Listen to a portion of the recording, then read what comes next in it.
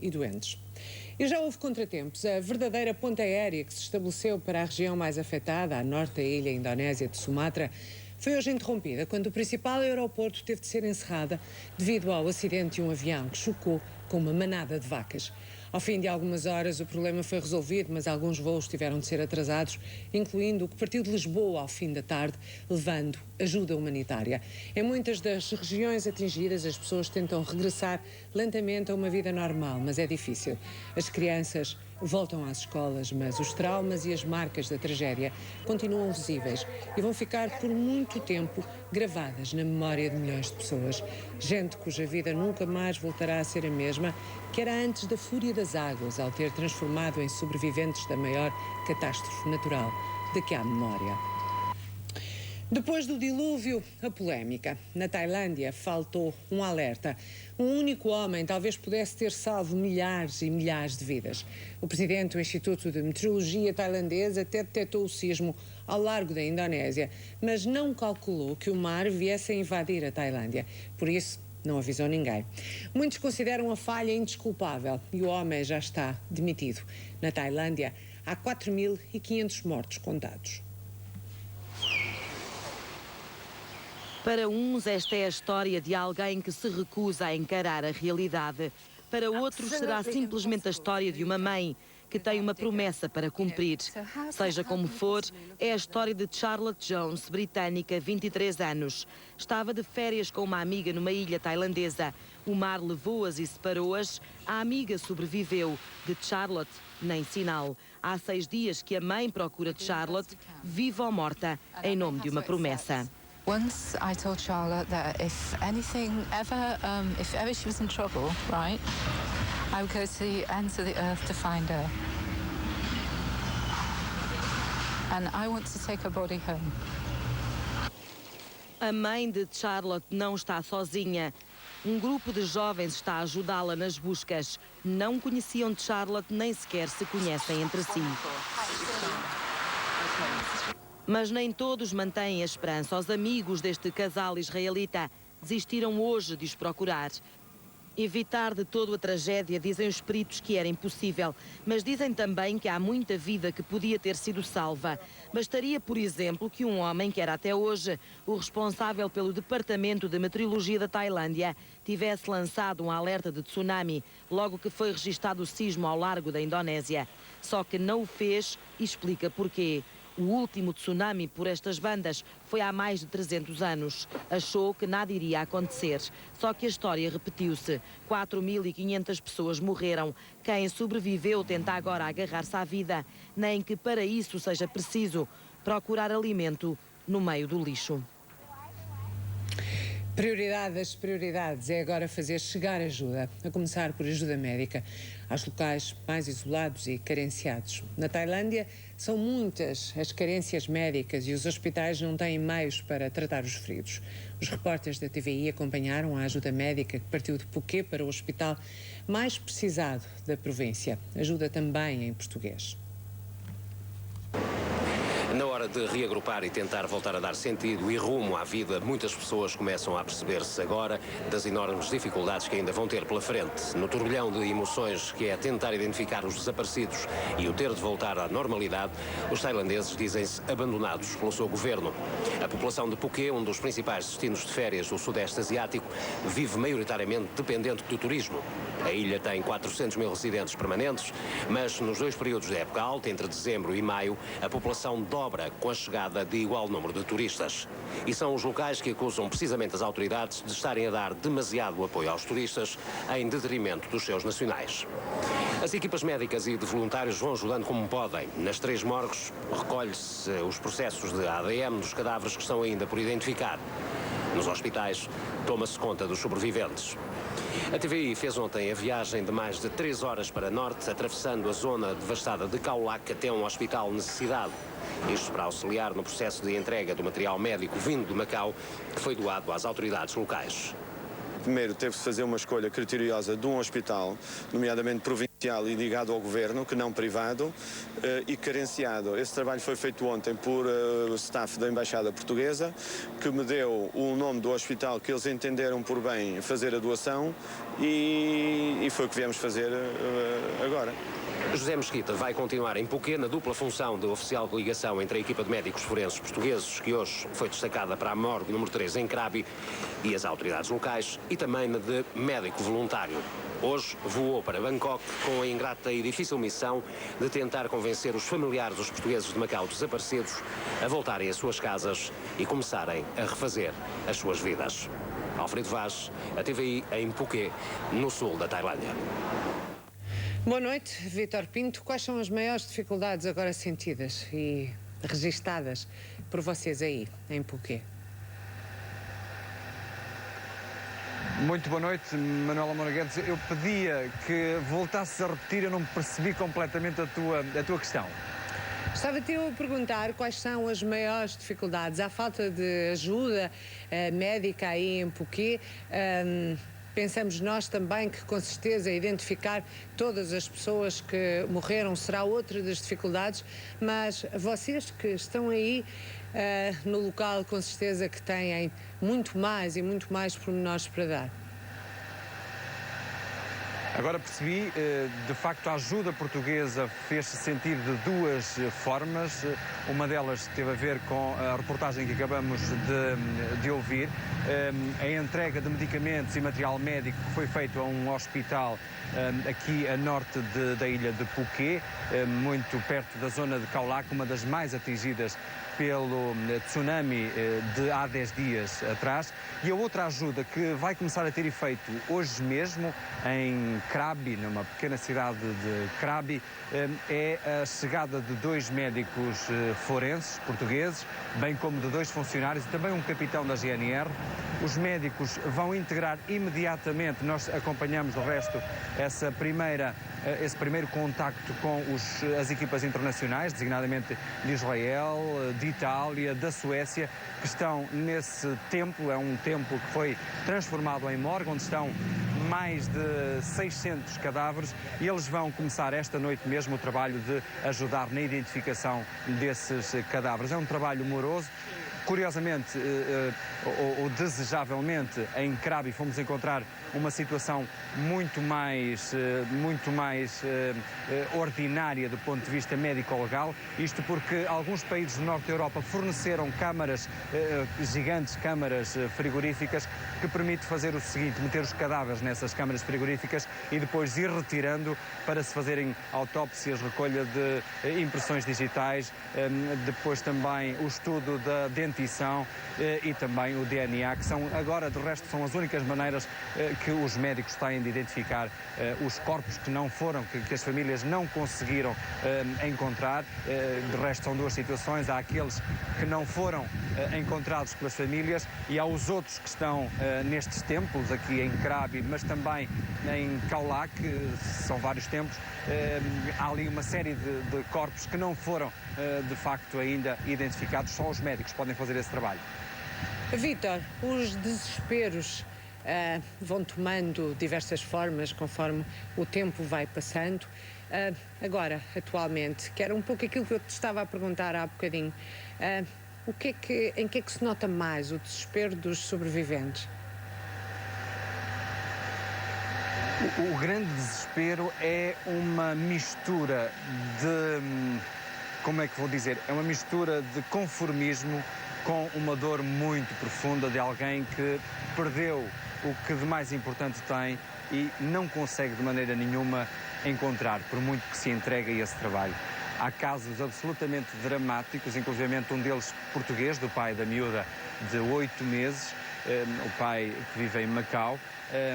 A história em que a miúda, enfim, foi engolida pela água e é ela própria já um pouco dramática, mas depois disso é a busca incessante dos pais e sobretudo do pai, que cá ficou, ainda cá está, vai embora amanhã, e que tentou por todos os meios encontrar na zona de Khao Lak a filha. Portanto, é uma mistura de, enfim, passados 10 dias, de facto, facto é praticamente impossível ter esperança de que se encontre alguém com vida. Portanto, há um certo conformismo e essa dor angustiante e muito profunda que é bem evidente nos familiares que continuam aqui, enfim, à espera de milagres. Vítor Pinto, em direto de Phuket, na Tailândia. E tal como ele dizia há pouco, a equipa médica portuguesa já chegou e vai começar a ajudar na identificação dos corpos que estão armazenados num templo da cidade de Krabi, na Tailândia. Alguns países do norte da Europa ofereceram câmaras frigoríficas, o que permite uma maior organização do duro e penoso trabalho de reconhecimento das vítimas mortais. Os repórteres da TVI acompanharam os médicos portugueses. O templo da pequena cidade de Krabi transformou-se rapidamente numa espécie de Instituto de Medicina Legal Internacional. Os corpos recolhidos nas ilhas tailandesas, sobretudo em Phi Phi, foram concentrados neste espaço. Alguns países do norte da Europa doaram contentores frigoríficos, o que tem facilitado a vida às equipas forenses de Itália, Israel, Suécia, Tailândia e, a partir de agora, também de Portugal. Vamos fazer o exame pós-mortem, vamos fazer a autópsia, enfim, o exame sumário dos cadáveres, que já estivemos a selecionar agora, quando estivemos ali dentro. Já perceberam? Com o propósito de identificação, como é óbvio. Já perceberam se isto está, do ponto de vista médico ou legal, está, enfim, estabilizado, está organizado? Está muito organizado, os tailandeses têm isto muito organizado, isso realmente tem. Os cadáveres estão ali, estão todos numerados e estão metidos nos contentores, estão no frio e, francamente, está muito bem organizado. Parte deles. A equipa portuguesa já não vai saber o que é o caos. Os corpos dos tailandeses vão sendo cremados ou sepultados. Os cadáveres estrangeiros aguardam identificação e transporte. Os técnicos vão tentando encontrar gente no labirinto de informações e fotografias. Israeli team is working on his family, and but they have lots of work to do, so maybe I can help out a little bit to check different pictures. What's that? Há uma semana que Gaspar procura incessantemente uma família sueca que desapareceu no tsunami, tal como 8 portugueses. A busca dos nossos portugueses desaparecidos, para mim, é prioritária. Nós temos a nossa lista. Obviamente, há outros e tudo o que surgir em termos de trabalho é evidente que faremos, mas eu não esqueço os portugueses. A partir de agora, a equipa médico-legal portuguesa vai também ajudar na identificação de centenas e centenas de cadáveres que estão ainda conservados naquelas câmaras frigoríficas.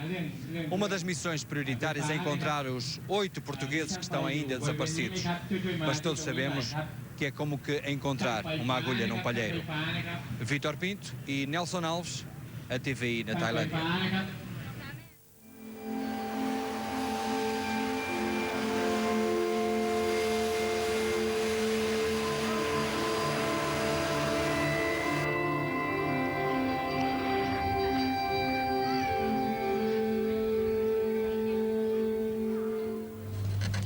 E depois da morte, a doença. No Sri Lanka, uma semana depois da tragédia, já apareceu o dengue.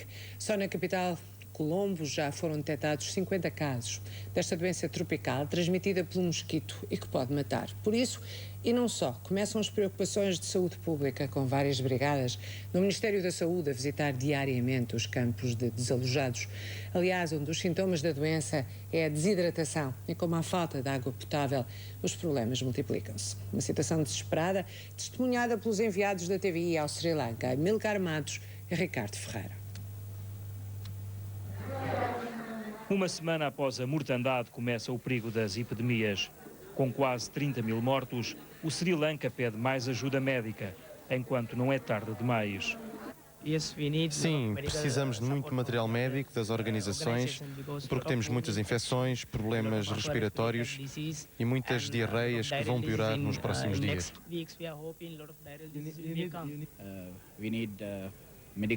Precisamos de apoio médico e roupas.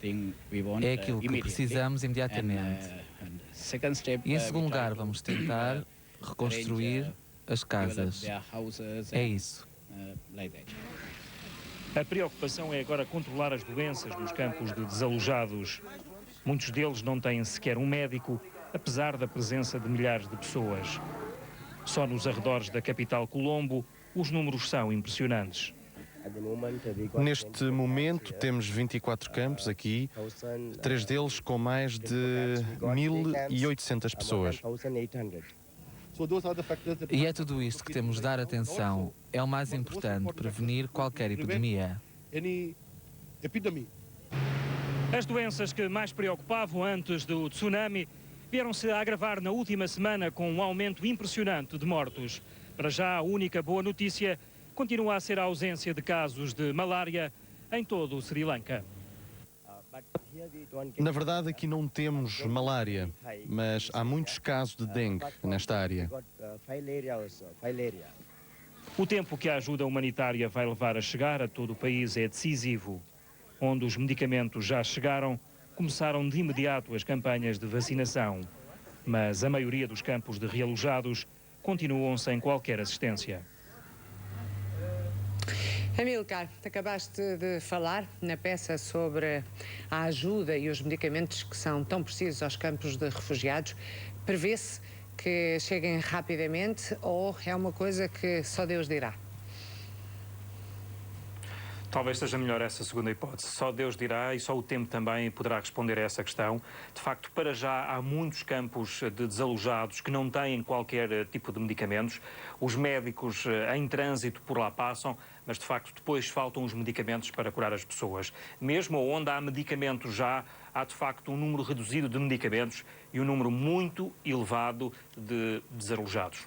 No Sul é assim, junto à capital já é assim, já é preocupante esta questão da falta de medicamentos. No Norte as coisas ainda se complicam muito mais, já que há a dificuldade de transporte e há essencialmente a dificuldade de acesso às cidades.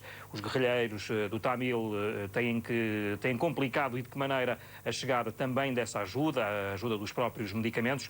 Ainda hoje surgiu a notícia de que quando as Nações Unidas tentaram levar medicamentos, roupa e alimentos a um campo de desalojados, sem conhecimento dos guerrilheiros Tamil, houve pouco depois algumas cenas de violência e houve mesmo o incendiar desse campo de refugiados. De certa forma, a situação no Norte começa-se a complicar e também hoje surgiram algumas indicações relativamente a casos de malária. Uma informação que surgiu há poucas horas e que ainda não foi de qualquer forma confirmada pelas entidades médicas nacionais aqui do Sri Lanka, mas que naturalmente deixa a preocupação. Tanto no Norte como no Sul, a preocupação continua e agrava-se de dia para dia. A falta de medicamentos, a falta de médicos é uma constante e é uma certeza em muitos campos. Amílcar, que tipo de medicamentos? Esses para combater as epidemias, antibióticos? Que espécie de medicamentos mais são precisos? É um pouco de tudo, para além desses medicamentos. Ainda hoje visitei um campo de desalojados que estava a dar a vacina contra o tétano. Há, naturalmente, outras infecções, nomeadamente a questão do dengue, que é uma preocupação, já que as questões de sanidade, sanitárias das populações vai se agravar naturalmente nos próximos dias. Há depois a questão também da água potável. A água potável já começa a faltar em muitos locais. Enfim, é necessário medicamentos para tentar evitar doenças nesta área.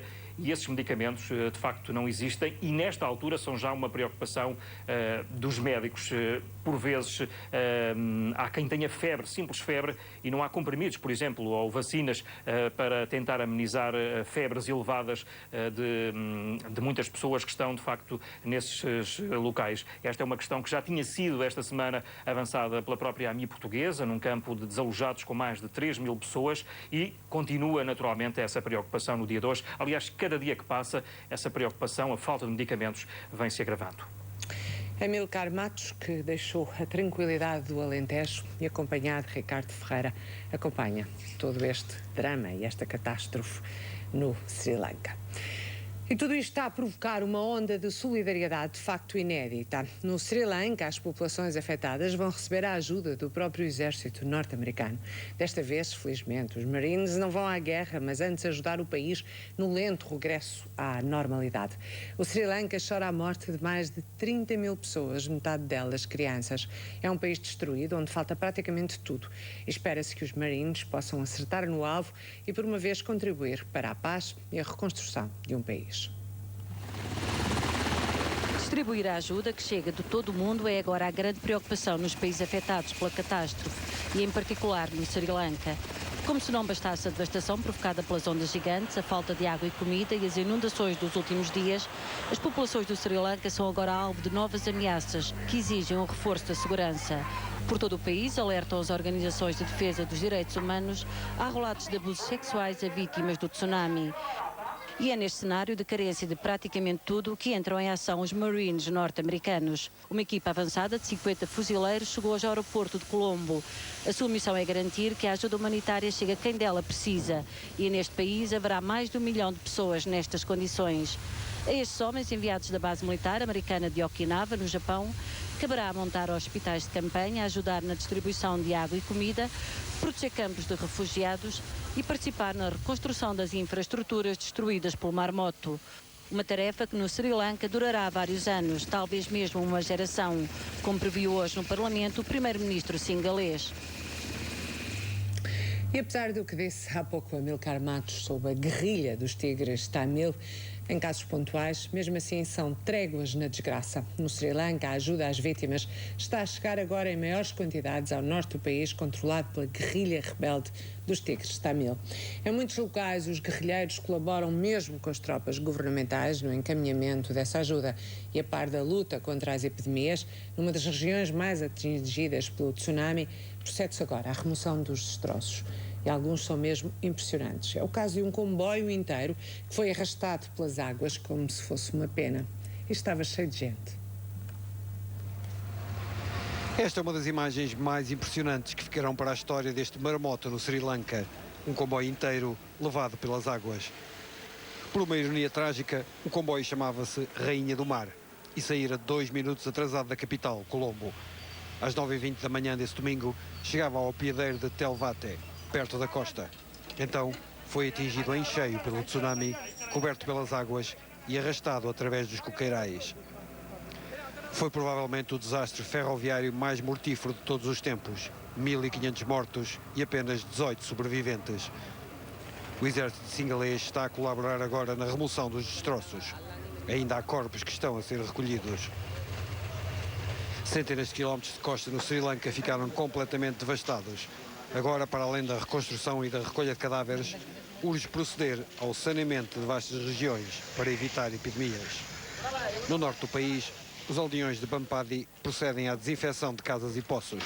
A maior ameaça é agora a falta de água potável e as autoridades lançam constantes avisos para que não se consuma água estagnada por causa da cólera, do tifo e da disenteria.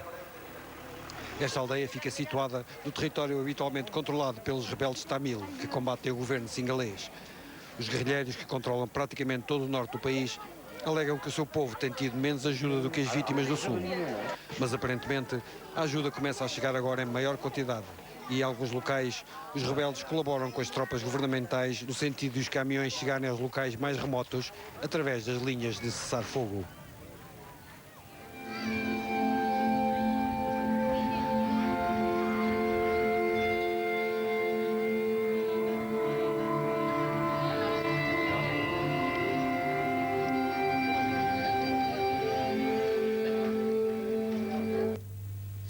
Já fervilhou de vida, mas agora é uma ilha deserta.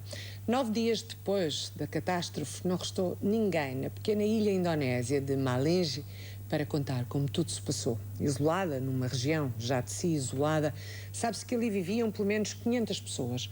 A ajuda começou a chegar e a imprensa também, mas já é tarde demais. Para a história restam as imagens da ilha.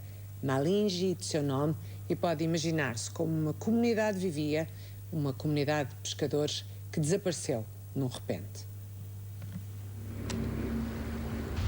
Reza a história que este já foi um paraíso na Terra, de uma paisagem igual à que normalmente se vê nos folhetos turísticos. Malingui era terra de pescadores, uma pequena ilha indonésia onde viviam cerca de 500 pessoas. No domingo, dia 26 de dezembro, o mar engoliu o paraíso. Não resta um único ser humano em Malingui. Um pequeno abrigo improvisado diz que depois da tragédia ainda houve vida por aqui. Sobreviventes que terão abandonado Malingui ou simplesmente foram vencidos pela fome. Era um hábito de há muitos anos para os pescadores do Aceh. Sempre que o barco passava ao largo de Malingui, havia alguém na praia a quem dizer adeus. Sedih sampai menangis. Sampai haruslah kita ibadi dah. Malingui é um entre dezenas de exemplos de que o mundo está ainda longe de descobrir a verdadeira dimensão da tragédia por terras da Indonésia. O cenário já conhecido resume-se a estes números: 95 mil mortos, 400 mil feridos, mais de 1,5 milhão de indonésios dependentes da caridade do mundo. E o mundo tarda em reagir. Com as vias de acesso completamente destruídas, a única forma de chegar às populações é o helicóptero. E nos céus da Indonésia andam alguns helicópteros norte-americanos. Só que é pouco, muito pouco. Em Banda Aceh, a capital da província do Aceh, há filas intermináveis. Há quem espere horas e horas por umas gotas de água potável. E se este é o cenário que se vive em Banda Aceh, porto de chegada de toda a ajuda à Indonésia, imagine-se o que se passa nas zonas que vivem sozinhas os efeitos da tragédia. E vão sendo conhecidos casos de sorte e sobrevivência, histórias que, se não fossem confirmadamente verdade, ninguém acreditava. Uma mulher indonésia, por exemplo, sobreviveu 5 dias à deriva no mar porque conseguiu aguentar-se agarrada a uma palmeira. Foi arrastada pelas águas depois do maremoto e só agora foi resgatada. 9 dias depois sobreviveu e, apesar de tudo bem, apenas com algumas mordidelas de peixe nas pernas. De Malawati e da sua história, pouco mais se sabe além do que realmente importa. Que sobreviveu. Há 4 ou 5 dias, não se sabe bem, um dos tripulantes de um barco de pesca malaio reparou que estava alguém na água a pedir socorro. Quando se aproximaram, os pescadores encontraram uma mulher agarrada ao tronco de uma palmeira. Foi assim que a terrível odisseia de Malawati chegou ao fim. Esta indonésia de 24 anos, que vive na província de Aceh, tinha sido arrastada para o mar pelo maremoto. Durante 4 ou 5 dias ela manteve-se viva graças ao tronco da árvore. Esta não só a salvou do afogamento, como também da fome. Enquanto esteve perdida no mar, Malawati foi comendo os frutos que a palmeira ainda trazia. Agora está a salvo num hospital de Penang, na Malásia. Tirando algumas mordidelas de peixe nas pernas, o seu estado de saúde é bom. É como se a tragédia não fosse já aquilo a que todos temos assistido.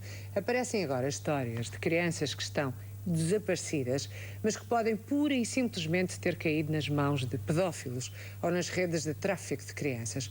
A polícia anda à procura de uma criança sueca de 12 anos que estava oficialmente dado como desaparecido na Tailândia, mas que foi visto a sair do hospital com um desconhecido logo no dia a seguir ao tsunami. No meio de tanta confusão, claro que ninguém dá por nada. Até os marginais têm a vida facilitada e a família já teme o pior. Esta foto está espalhada pelas fronteiras e aeroportos tailandeses. Era verdadeiro pânico das águas, por isso a ajuda que vem de fora, para além dos bens essenciais, dos cuidados médicos para tratar dos feridos, a ajuda passa também por tratar o trauma coletivo que se instalou nas zonas atingidas pela catástrofe. Na Índia, equipas de psicólogos já começaram a trabalhar nos campos de refugiados. Não sabemos as razões do sorriso deste sobrevivente da tragédia, mas podemos atribuir-lhe um significado. Apesar de tudo, há vida depois do dilúvio. Não houve guerra, mas na Índia, dezenas de milhares de pessoas vivem em autênticos campos de refugiados. Equipas de psicólogos começaram a falar com elas para aliviar o trauma.